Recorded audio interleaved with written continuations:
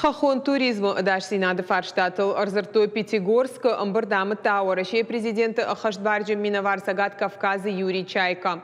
Архайтаза Республика Шархлауак Сергей Миняйладар. Юрий Чайка Кудбафи Пайта Автомай Сагат Кавказа регион тан туризм у Ахшак Кабаш. Ахошу Республика экономикон Райраштан. Ярашухт Арсфадат Датты Сагат Кавказа федерал он жилды Арвалажон курортта Аражинан. Наридаган Нишангон Дырсыт Шада Аштай туристон маршрута. Ирташан кушт кудрабара кота автомай адашсинада тахайса мазалта саунс удонта фаг нешта. Проблемы горного туризма действительно стоят очень остро в Российской Федерации. Последний случай, который пришел на Эльбрусе, показателен в этом вопросе. Проблем очень много. Состоялся сегодня конструктивный, очень интересный разговор, позитивный разговор с точки зрения реформирования многих вопросов. Потому что вопросы надо рассмотреть в комплексе. Это прежде всего и нормативно-правовая база должна совершенствоваться. И второй вопрос – это решение организационных вопросов. И вот сегодня прозвучало очень много конструктивных предложений в этом вопросе. И, значит, в принципе, сейчас мы формируем общую позицию еще, сейчас подготовим проект решения, подготовлен, и будем дальше работать в этом направлении. Все больше и больше людей оказываются на туристических тропах. Стало быть, уровень безопасности должен быть выше. И для этого требуется целый комплекс мер.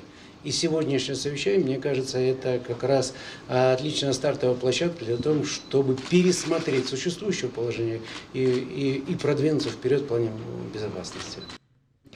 Поращей туризм агентат и в годажей фаштама зуабдат туризм кабажи барадон фаткараштан.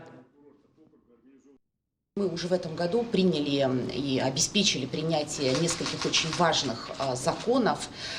И один из них как раз закон о регулировании деятельности гидов-переводчиков и инструкторов-проводников. Вот инструкторы-проводники как раз те самые люди, которые должны будут сопровождать туристов на маршрутах, которые представляют собой повышенную опасность, потому что связаны с преодолением достаточно сложных рельефов. И в соответствии с этим законом мы установим обязательную аттестацию таких инструкторов-проводников. То есть аттестация их будет обязательная уже со следующего года. Дальше мы категорируем виды и типы маршрутов, на которые выходить можно будет только в сопровождении таких специально обученных инструкторов-проводников. И третье, мы четко регламентируем правила на этих самых маршрутах, а именно какое количество инструкторов-проводников должно приходиться на одного туриста, какими необходимыми средствами связи должны быть оснащены эти группы и много-много всего другого. То есть мы, по сути, сейчас выстраиваем всю систему регулирования туристической деятельности и туризма на маршрутах повышенной сложности.